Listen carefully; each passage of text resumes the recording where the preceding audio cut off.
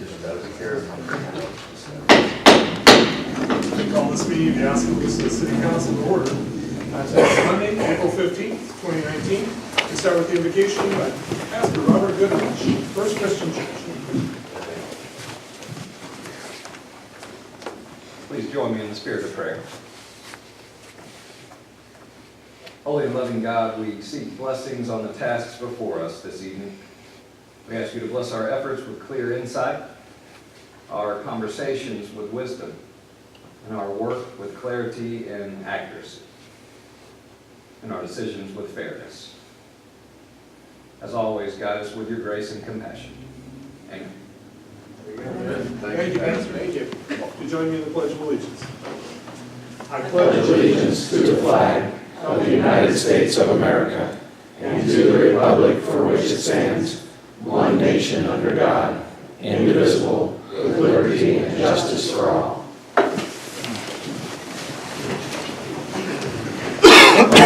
Burnett. Here. Patrick. Here. Jost. Here. Moore. Here. Addison. Here. Walling. Here. Yates. Here. Okay. Before we move to the agenda, first up is the opportunity for community comments. This item is reserved to receive comments from the community for concerns whether or not they're included on the current agenda. The community is encouraged to come and speak before the mayor and city council. Asked to keep statements brief, time limited to no more than 3 minutes.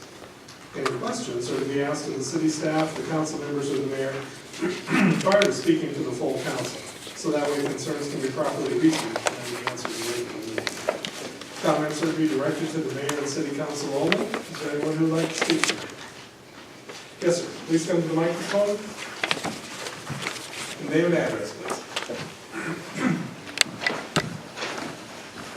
My name is Nick Ryan. I live at 1851 260th Street in Oskaloosa. Yes. Okay.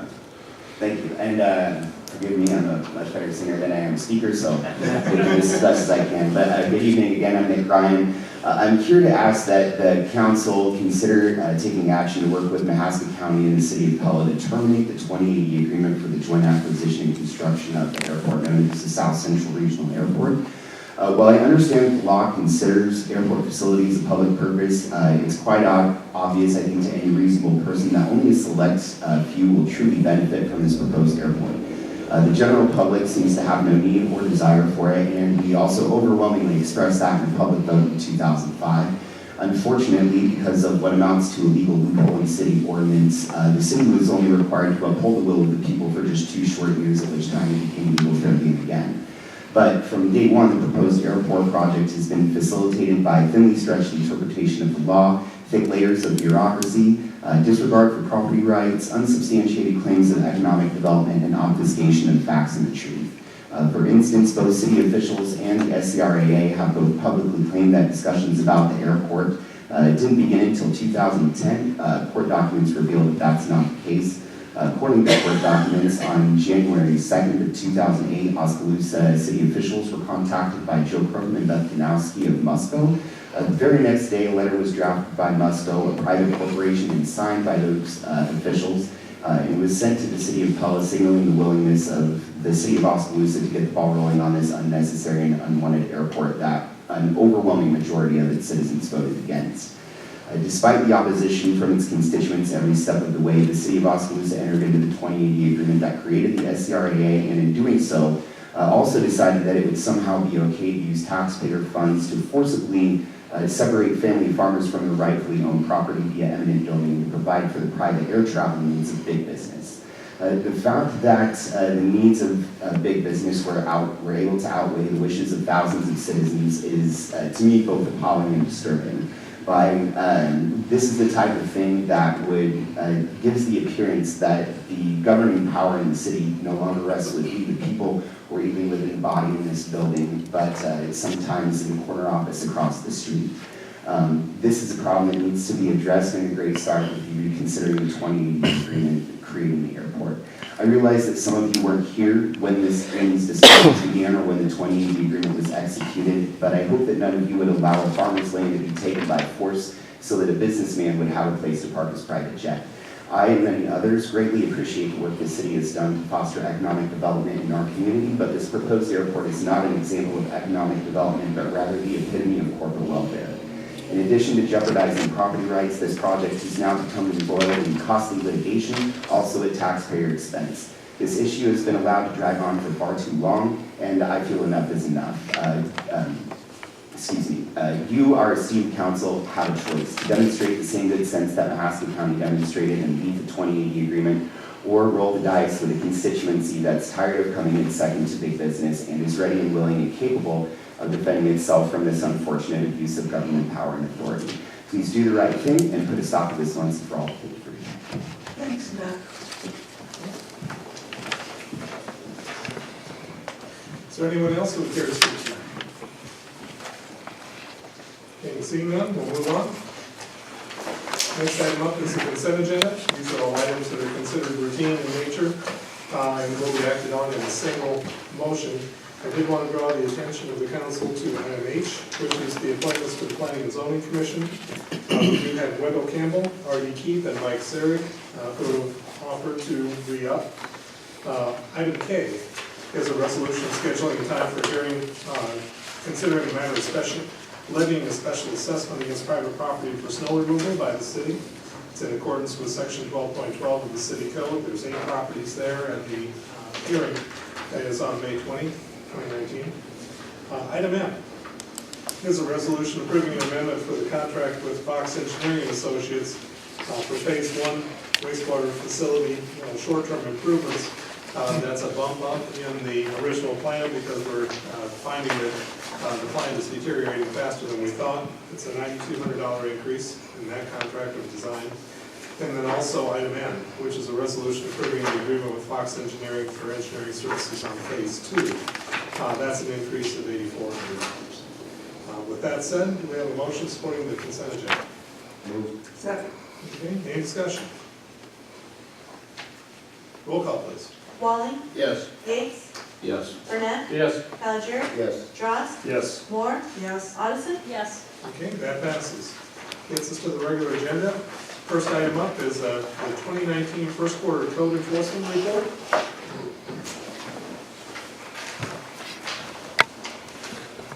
Good evening, council. Evening. Glad it's spring.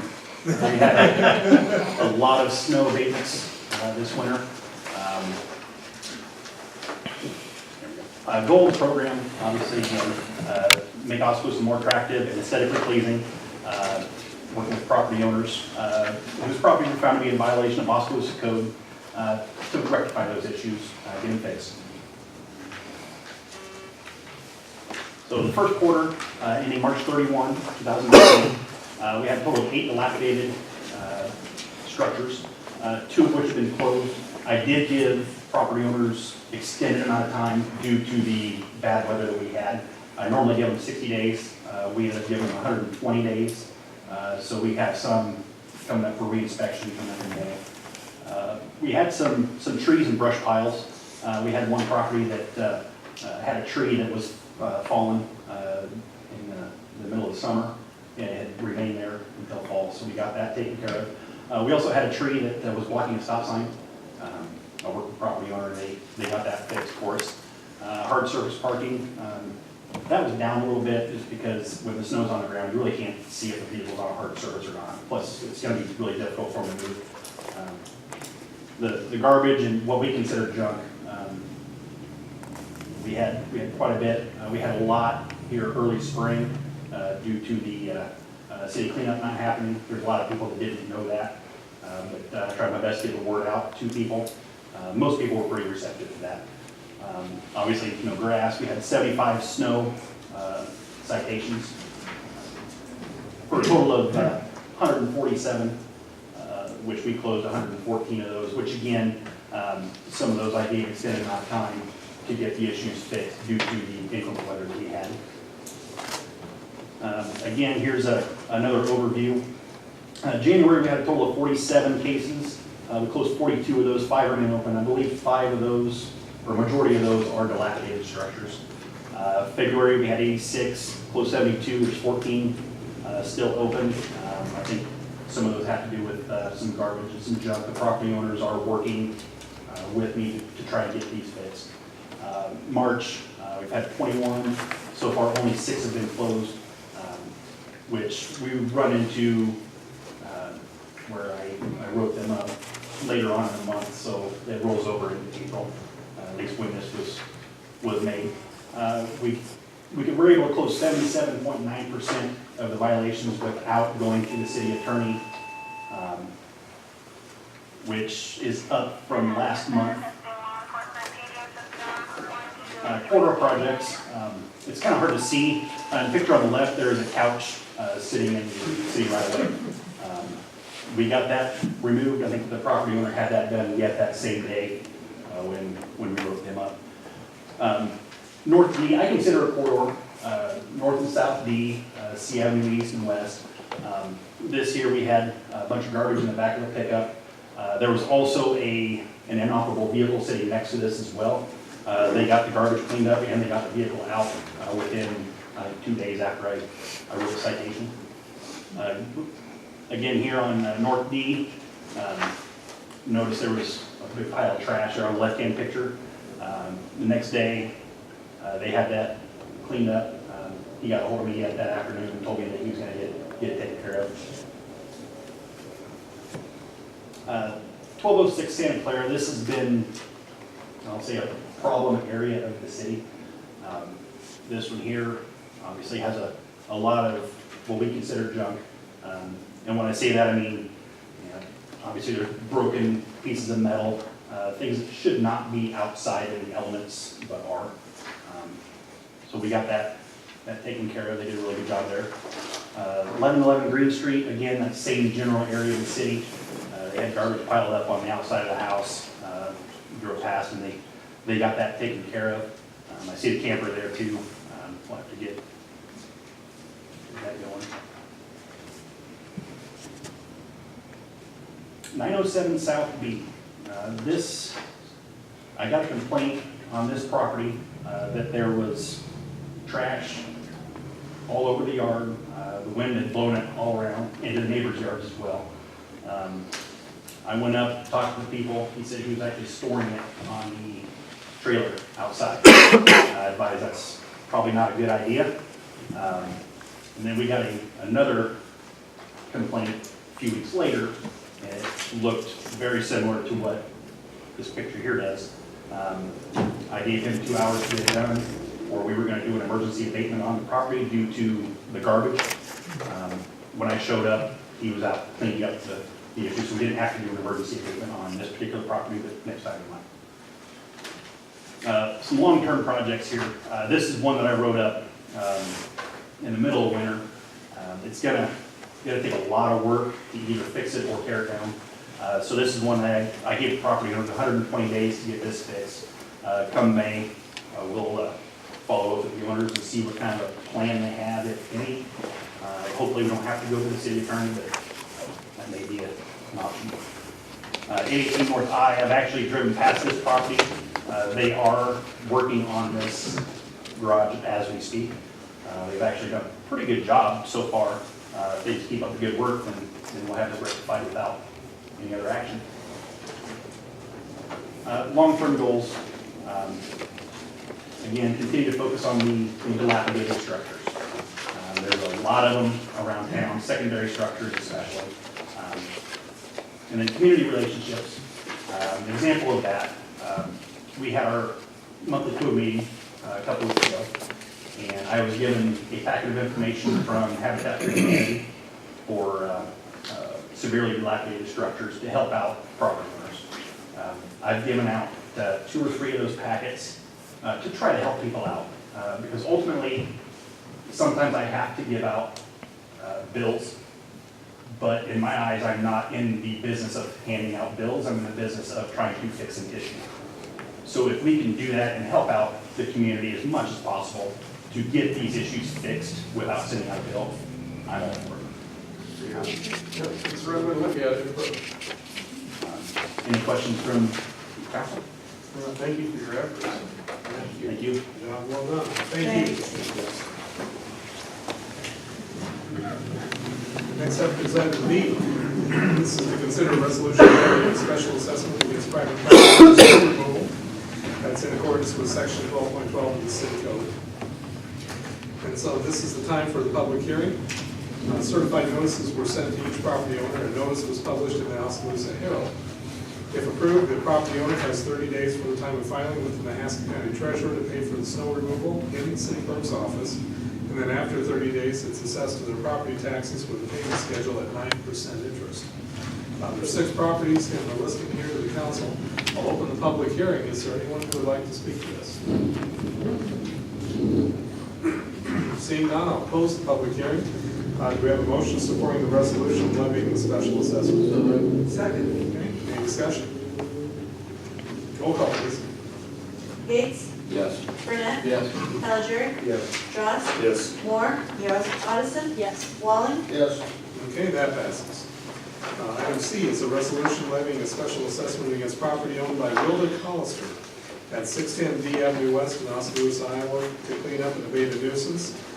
The explanation being given to the council is that the nuisance abatement was performed in accordance with Oskaloosa Municipal Code 8.08. And the timeline was on September 24th of 2018. Code enforcement staff noticed the junk and debris on the east side of 610 D Avenue West.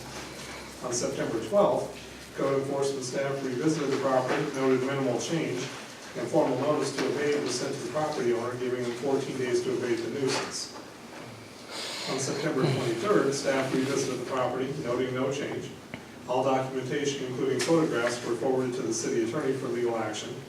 And on December 19th of 2018, judgment was entered on the property at 610 D Avenue West, giving the property owner 10 days to abate the nuisance. And then on January 3rd of 2019, code enforcement staff revisited the property at 610 D Avenue West, noted no change. In fact, more junk had been placed on the deck. And on January 4th, the nuisance was abated. So we have a motion, so it's a public hearing opportunity. Is there anyone who would like to speak tonight? Okay, seeing none, I'll close that. Do we have a motion supporting the resolution? so moved. Second. Okay, any discussion? Roll call, please. Burnett, Yes. Bellinger, Yes. Dross, Yes. Moore, yes, Addison, yes, Walling, Yes. Gates, Yes. Okay, that passes. Item B is the imposition of, consider the imposition of levying a statutory civil penalty on the first offense sale of tobacco products to a minor. It's the time and place for a public hearing regarding charges for selling tobacco to a minor. A public hearing is required before the city council can impose charges. The charges are regarding the first violation of selling tobacco to a minor for Jiffy at the address of 315 A Avenue East. So I'll open the public hearing at this time. Is there anyone who cares to speak to this? Seeing none, I'll close the public hearing. Do we have a motion supporting the imposition of a statutory civil penalty on Jiffy? so moved. Second. Okay, any discussion? Roll call, please. Bellinger, Yes. Dross, Yes. Moore, yes, Addison, yes, Walling, Yes. Gates, Yes. Burnett, Yes. Okay, that passes. Item E is to consider a resolution approving and authorizing a form of loan and disbursement agreement by and between the city of Oskaloosa, Iowa, and the Iowa Finance Authority, authorizing and providing for the issuance and securing the payment of $3,176,000 of sewer revenue capital loan notes, Series 2019, of the city of Oskaloosa, Iowa, under the provisions of the Code of Iowa, and providing for a method of payment of said notes, and approval of the tax exemption certificate. And so the funds from the bond issue will be funding Phase 3 of the inflow and infiltration improvements project and the 2019 sanitary sewer improvements project. The resolution approves the loan and disbursement agreement that also sets forth a number of covenants and agreements on the part of the city with respect to repayment of the loan. The agreement for the loan is between the city, Iowa Finance Authority, the Iowa Department of Natural Resources, and Wells Fargo Bank of Iowa. And a copy of the tax exemption certificate and loan disbursement agreement is available at the city clerk's office and will be available at the city council meeting, if anyone should care to look at it. So, do we have a motion supporting this resolution? So moved. second, Okay, any discussion? Wish you had more choice than spending $3 million. Roll call, please. Dross, Yes. Moore, Moore. Yes.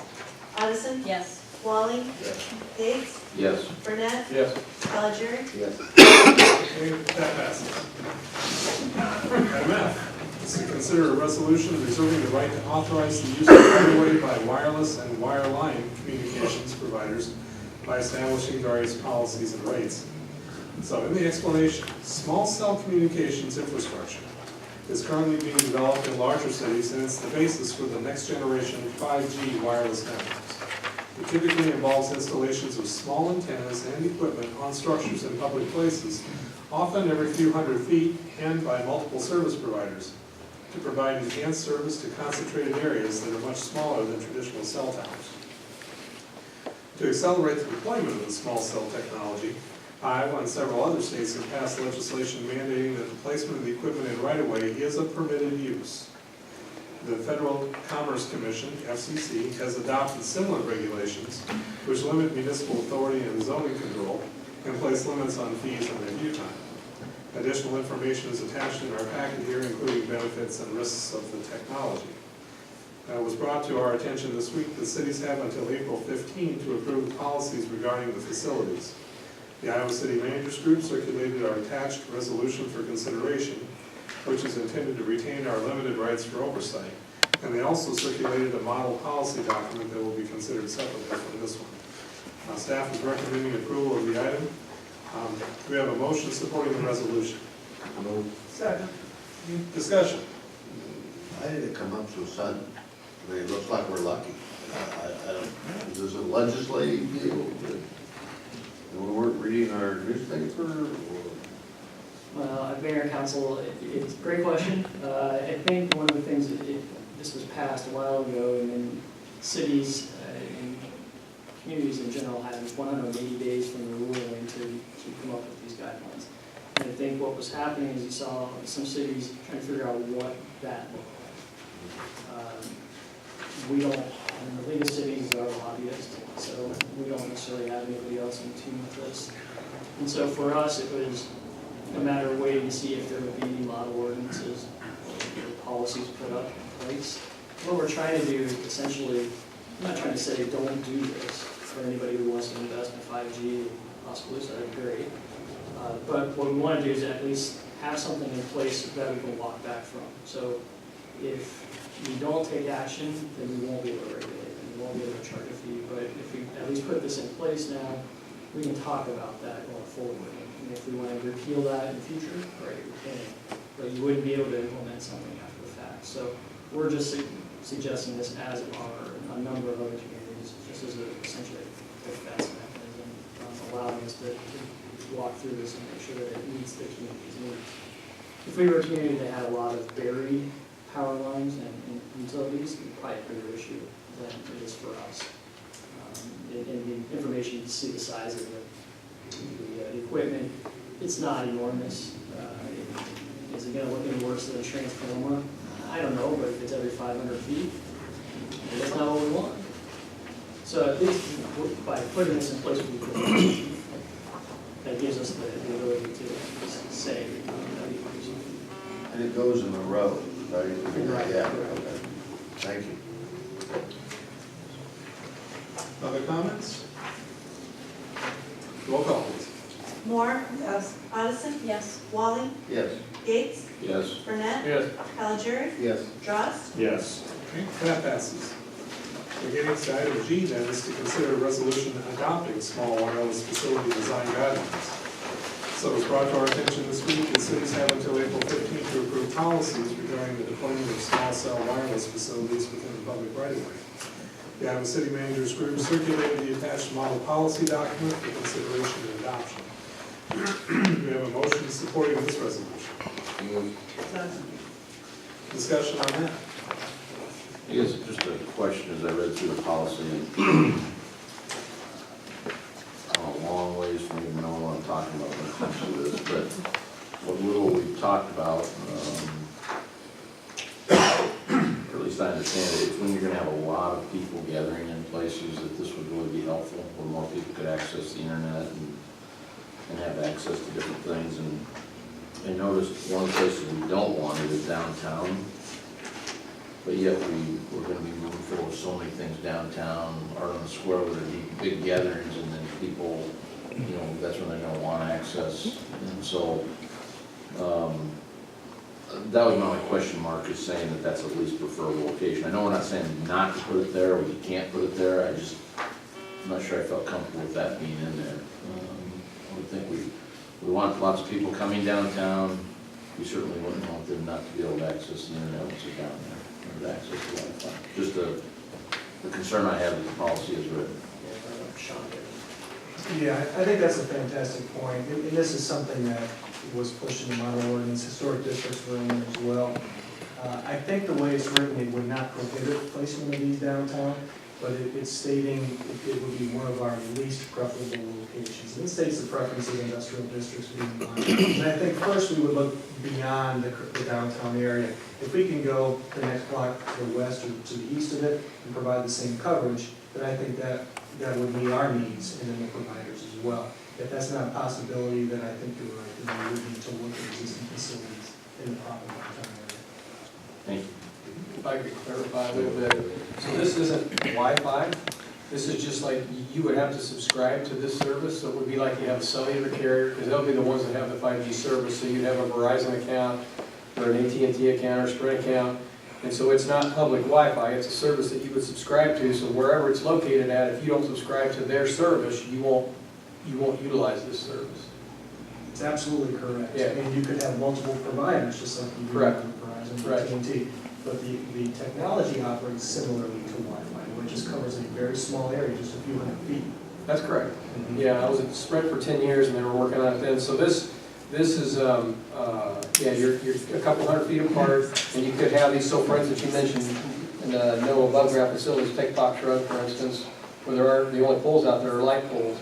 So they'd have to use those light poles because there are no utility poles out there, so to speak, to hang these off of. And quite frankly, coming late to the game like this, the FCC's pretty much mandated that you're gonna do it one way or the other in the community. You're just trying to minimize the amount of damage you're gonna do by, not damage, but, you know, they said they gotta be the same color, the wires have gotta be the same color as the poles they go on. We've got Wi-Fi in the square right now, and it's painted the same color. It's mounted on the bandstand on 3 sides, and it's painted the same color as the bandstand, so you don't even see it wireless. So, for this service, it'll be just like you subscribe to MCG or MediaCom or CenturyLink or, quite frankly, be Verizon or Sprint. That's who the folks are bringing it, so, or T-Mobile, I guess. So. Well, did I understand it right, if there are no poles to use and they put their poles in, if there's several people doing it, we're gonna have multiple poles? Well, they talk about the fact that you could have multiple radios. I mean, every pole could have a different company's radio on it, quite frankly. So yeah, I don't know what to think. I mean, you know, these folks aren't gonna, they're gonna do it every couple hundred feet to make this service work. They call it micro towers. So I don't know how soon we're gonna see it in rural America. As soon as I say we won't see it, it'll be here next week. But I mean, it's probably gonna be in the major metropolitan areas where they can get a return on their investment pretty quickly. And so I don't know how soon we'll see it in Oskaloosa. And certainly, I don't know when you're gonna see it every 200 feet out in the rural countryside. So.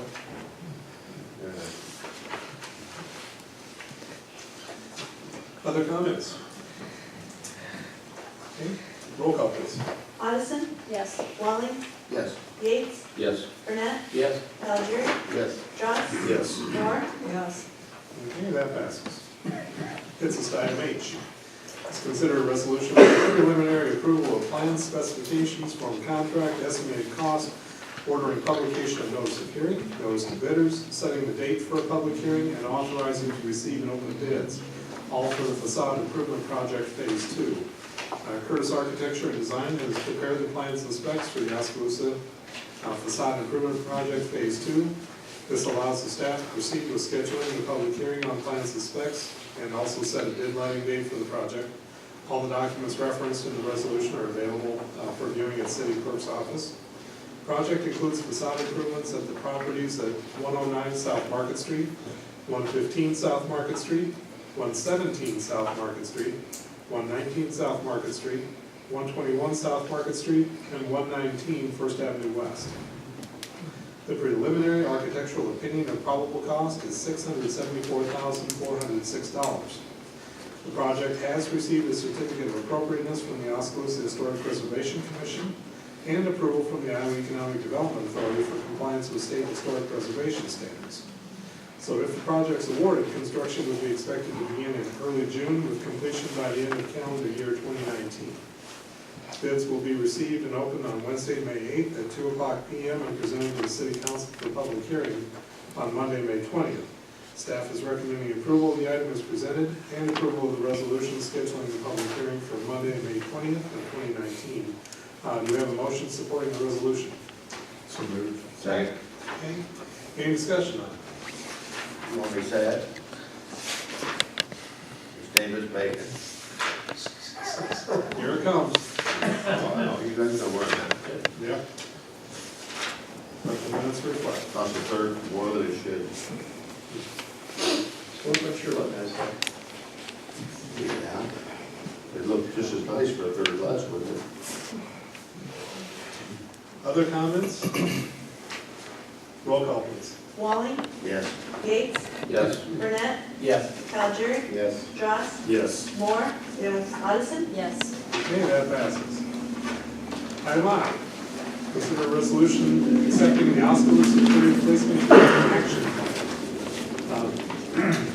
McClure, the city's placemaking consultant, presented the results and final recommendations of the placemaking action plan to the steering committee on February 22nd and to the city council at a study session on March 4th. The action plan is available for viewing online at www.oskaloosaplacemaking.com. And it is divided into 6 categories: dining and socializing, improved connectivity, arts and entertainment, the William Penn connection, housing, and finally beautification and wayfinding. The steering committee met on April 4th to review the work and begin prioritizing actions and identify leaders and subcommittees that will work to implement the plan. The committee reiterated their support of the action plan concepts and recommendations presented and requests the general acceptance by the city council. Emphasis here. The committee also reiterated that the council's acceptance would not make all the action items mandatory. Rather, it would enable the committee to reach out to the community to further consider the recommendations and seek additional assistance where necessary and proper in pursuit of the action plan items. Staff concurs with the steering committee and is recommending council accept the Oskaloosa Placemaking Action Plan. Do we have a motion supporting this resolution?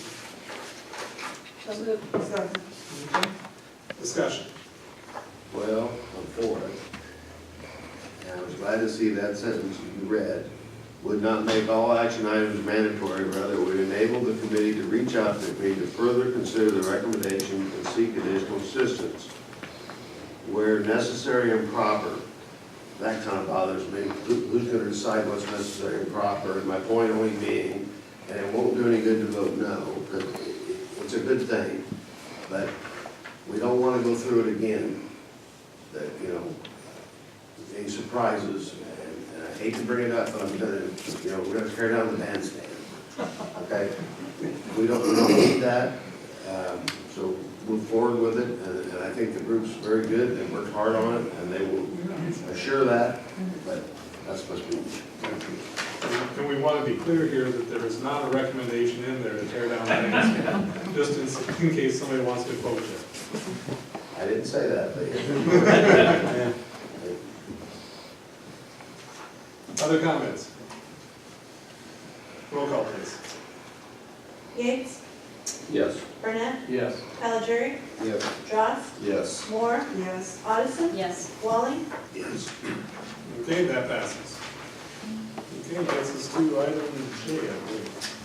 Consider a resolution approving an agreement with SVPA Architects for the Early Childhood Education and Recreation Center project. In the description, on April 1, 2019, the City Council authorized the city manager to negotiate a contract with SVPA Architects for the Early Childhood Education and Recreation Center project. Since that time, SVPA and the city's legal counsel have exchanged comments on a draft American Institute of Architects agreement, and that's attached here. As of Thursday, April 11, portions of the draft AIA contract language still need modified to better protect the city's interests. The city's legal counsel and SVPA are working towards ironing out those details, but the information contained in attachment A of the agreement that includes the fee proposal information will remain unchanged.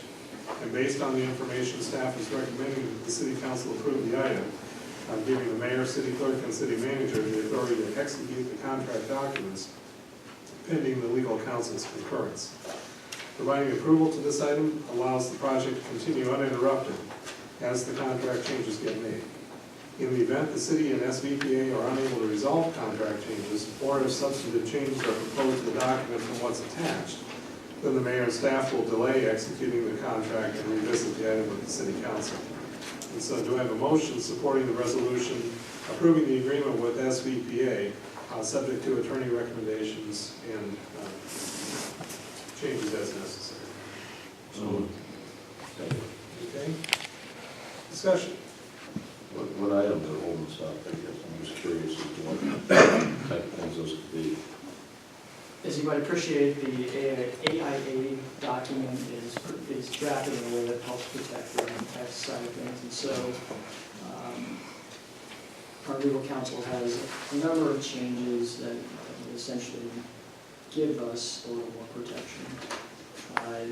The legal team is from Allers and Cooney, and they're who use our contracts. They've worked with SVPA on other projects, and so they were surprised to see that they hadn't incorporated their preferred language into this draft. And so that's what's taken a little longer. We expect that to occur.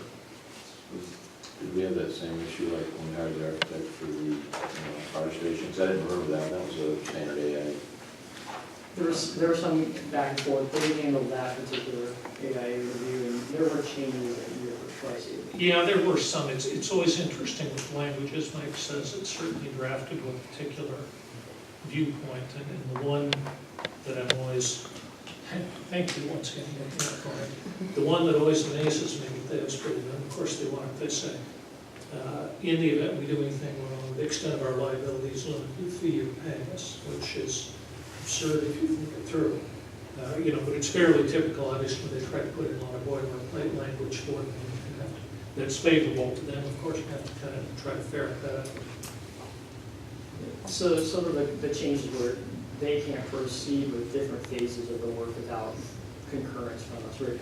So they want that, our attorneys want that in writing. That's an example. So that wasn't in there. A lot of it is not proceeding with work without our approval, or if there are design changes that would be sought, again, that we would make sure that was brought down in writing before they actually start working on. So it's to help avoid additional fees. Those are some of the items that I noticed in the So, do we feel we have an issue, or is it just a matter of time? I think it's just an issue of time between the award or the notice, basically from the last meeting. The architects took a little bit longer than I expected to get the draft AIA to us. And so our attorneys started their review Friday, late Friday afternoon, really actually Monday. And so by the time I got this together, we were scrambling, and they asked me, what do you want to do?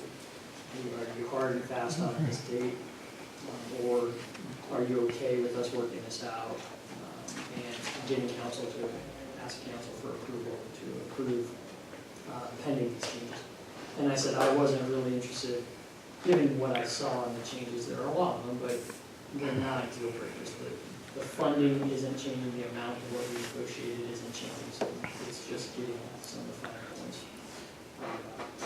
I think we're okay with that. Our attorneys seem to be good with that. And as I understood, talking to Michael earlier today, if these changes don't get accepted, we will hear about it.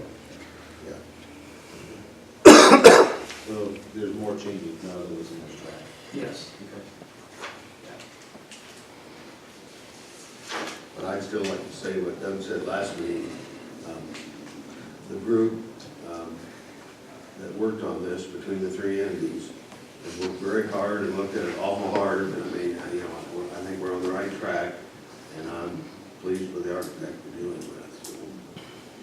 And I think the architectural team is anticipating that there won't be any issues because they've already set a schedule for having our kickoff meeting on April 24th with our committee team. So I think they anticipate that this all goes all the time.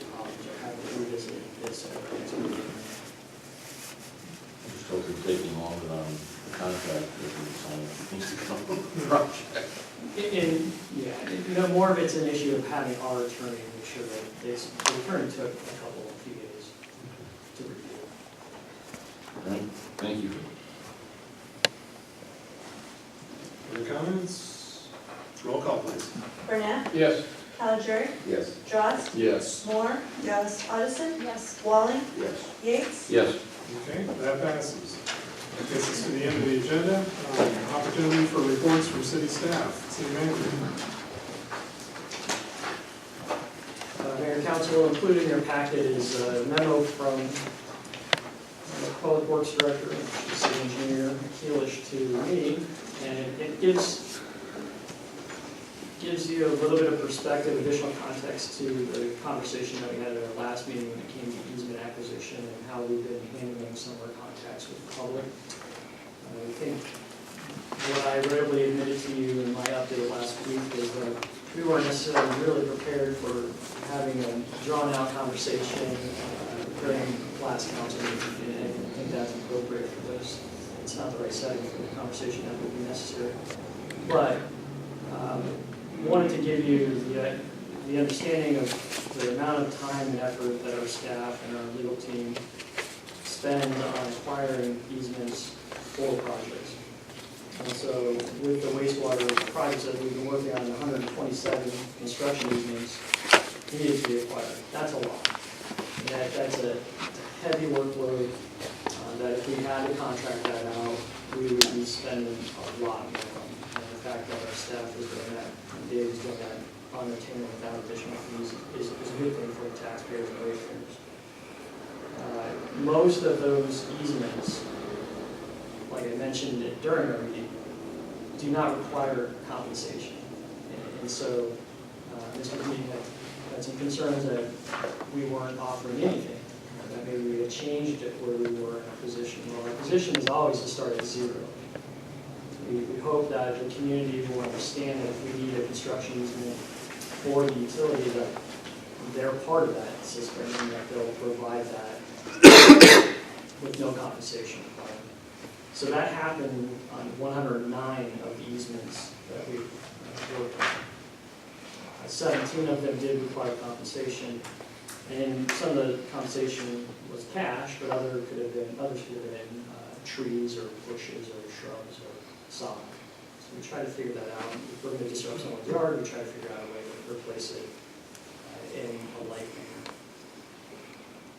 I also put in here where we were with the negotiations and how far apart we were. And so, again, while we should have and could have done additional follow-ups with the people involved in this, if we're that far off, I do support our staff moving on. I mean, we were light years away in price. And so if we need to move that particular conversation down to the bottom of the pile and move on, I support our staff moving on, because there are other things that have to get done. So anyways, this is what's provided to you. You can outline how we'd like to do things going forward. And then in my email, I also provided you a little more detail as well. So just wanted to make sure we had follow-up on that conversation or that item from the last council meeting. The other item, Mayor, I would note for you is that I attended a study session, albeit I had to leave early, with the county supervisors to talk about 220th Street and trying to find some type of resolution with that issue. The county at their last meeting prior to this one today had voted no on accepting or wanting to financially participate in any alternative plans for the relocation of 220th Street. So we will have to have a conversation about what that means in upcoming meetings. We'll talk about what our response to that would be, along with our partner, the city of Pella. So we're going to come back together in the near future to discuss that. But I would say that wasn't necessarily good news, but it's something that we will need to talk about. That's all I mean. Okay, very good. City clerk, anything? no, sir, thank you. City attorney, anything? Nothing, thank you, sir. So we'll open up to the council members. If you've got anything to bring to us, also any reports from boards and commissions that you might sit on. Bob? Joe? None at this time. Okay. Nothing extra. Tom? EMA and 911 meets Thursday. Haven't had a meeting for a while. Radio's moving forward at their own application, but it's working. Good question. Steve, anything? The only thing I've got is I wanted to thank someone, I didn't know her very well, but every time I ran into her, she was perfectly pleasant and always, quite frankly, a pleasure to talk to. Marilyn Johanna, she retired from the city clerk's position last Thursday, was her last day? In the city manager's office. City manager's office, okay, not city clerk, I'm sorry, city manager's office after 34 years? More than 34 years. And that's a pretty amazing thing to serve a community for that long, and I just thought that she had a good shout out for that, so I just want to thank her for that service. Good job, Steve. And I would do Thank you, Marilyn. Anything else? Nope, I'm good, thank you. Okay, and I would do to that as well, that a lot of the proclamations that come out of the mayor's office, Marilyn Johannes is the person who works between me and whoever the entity is that's getting the proclamation done. And so a lot of times, things will not be particularly well organized. She did a nice job of especially getting people to understand what it is that we were doing, making the draft document look like it was something that could be framed for a long time to come. And then finally, getting everyone there that needed to be there. And so she operated as not only to support the city manager's office, but also to support me, and certainly made the job of being mayor much easier. I also wanted to bring attention to a letter that we received from the Arbor Day Foundation. The City of Oskaloosa has earned recognition as a 2018 Tree City USA city. And so this is something that happens from year to year, but now without a tremendous amount of work from volunteers in the community. So we are thankful to be able to have that designation as well. With that, do we have a motion for adjournment? Second. Okay, all in favor say aye. Aye. We're adjourned.